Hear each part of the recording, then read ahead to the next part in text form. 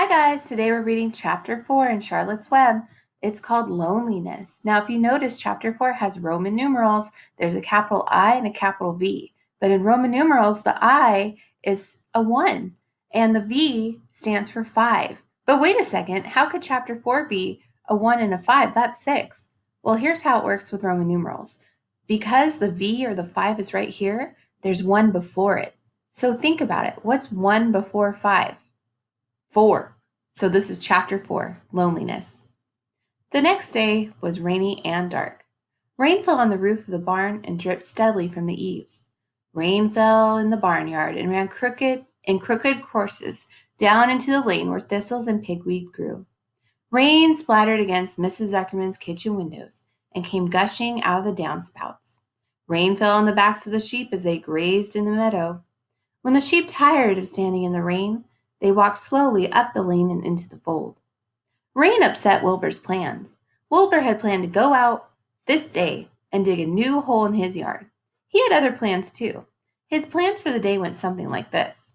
Breakfast at 6:30. Skim milk, crusts, middlings, bits of donuts, wheat cakes with drops of maple syrup sticking in them, potato skins, leftover custard pudding with raisins, and bits of shredded wheat. Breakfast would be finished at 7. From 7 to 8, Wilbur planned to have a talk with Templeton, the rat that lived under his trough.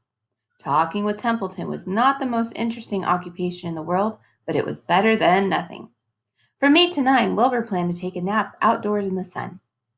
From 9 to 11, he planned to dig a hole or trench and possibly find something good to eat buried in the dirt.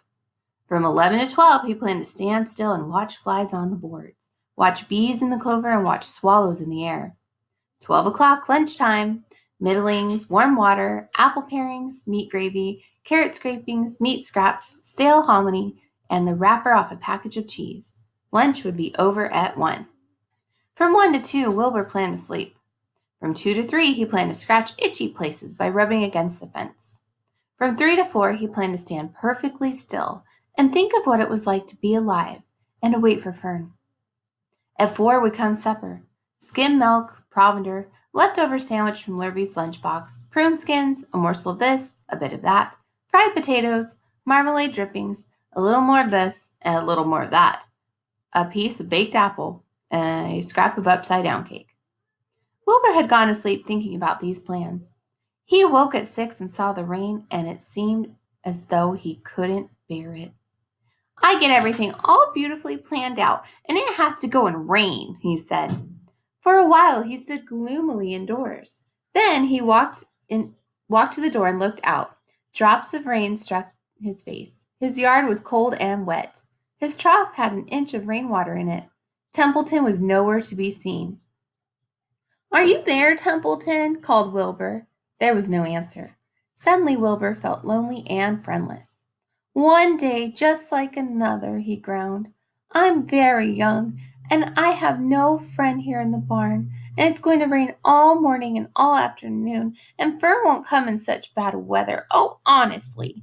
And Wilbur was crying again for the second time in 2 days. At 6:30, Wilbur heard the banging of a pail. Lurvy was standing outside in the rain, stirring up breakfast. Come on, pig, said Lurvy. Wilbur did not budge. Lurvy dumped the slops, scraped the pail, and walked away. He noticed that something was wrong with the pig. Wilbur didn't want food. He wanted love. He wanted a friend, someone who would play with him. He mentioned this to the goose, who was sitting quietly in a corner of the sheepfold. Will you come over and play with me? He asked. Sorry, sonny, sorry, said the goose. I'm sitting on my eggs, 8 of them. Got to keep them toasty-oasty warm. I have to stay right here. I'm no flibbery-ibbity-gibbet. I do not play when there are eggs to hatch. I'm expecting goslings. Well, I didn't think you were expecting woodpeckers, said Wilbur bitterly. Wilbur tried one of the lambs. Will you please play with me? He asked. Certainly not, said the lamb. In the first place, I cannot get into your pen, as I am not old enough to jump over the fence. In the second place, I am not interested in pigs. Pigs mean less than nothing to me. What do you mean, less than nothing? Replied Wilbur. I don't think there's any such thing as less than nothing. Nothing is absolutely the limit of nothingness. It's the lowest you can go. It's the end of the line. How can something be less than nothing? If there were something that was less than nothing, then nothing would not be nothing, it would be something, even though it's just a very little bit of something. But if nothing is nothing, then nothing has nothing that is less than nothing that is less than it is. Oh, be quiet, said the lamb. Go play by yourself. I don't play with pigs. Sadly, Wilbur lay down and listened to the rain. Soon he saw the rat climbing down a slanting board that he used as a stairway. Will you play with me, Templeton? Asked Wilbur. Play, said Templeton, twirling his whiskers. Play? I hardly know the meaning of the word. Well, said Wilbur, it means to have fun, to frolic, to run and skip and make merry. I never do those things if I can avoid them, replied the rat sourly. I prefer to spend my time eating, gnawing, spying, and hiding. I am a glutton, but not a merrymaker. Right now I'm on my way to your trough to eat your breakfast, since you haven't got sense to eat it yourself. And Templeton the rat crept stealthily along the wall and disappeared into a private tunnel that he had dug between the door and the trough in Wilbur's yard. Templeton was a crafty rat, and he had things pretty much his own way. The tunnel was an example of his skill and cunning. The tunnel enabled him to get from the barn to his hiding place under the pig trough without coming out into the open. He had tunnels and runways all over Mr. Zuckerman's farm, and he could get from one place to another without being seen. Usually, he slept during the daytime and was abroad only after dark. Wilbur watched him disappear into his tunnel. In a moment, he saw the rat's sharp nose poke out from underneath the wooden trough. Cautiously, Templeton pulled himself over the edge of the trough. This was almost more than Wilbur could stand, on this dreary, rainy day to see his breakfast being eaten by somebody else. He knew Templeton was getting soaked out there in the pouring rain, but even that didn't comfort him. Friendless, dejected, and hungry, he threw himself down in the manure and sobbed. Late that afternoon, Lurvy went to Mr. Zuckerman. I think there's something wrong with that pig of yours. He hasn't touched his food. Give him 2 spoonfuls of sulphur and a little molasses, said Mr. Zuckerman.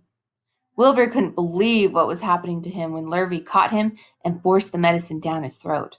This was certainly the worst day of his life. He didn't know whether he could endure that awful loneliness any more. Darkness settled over everything. Soon there were only shadows and the noises of the sheep chewing their cuds, and occasionally the rattle of a cow chain up overhead.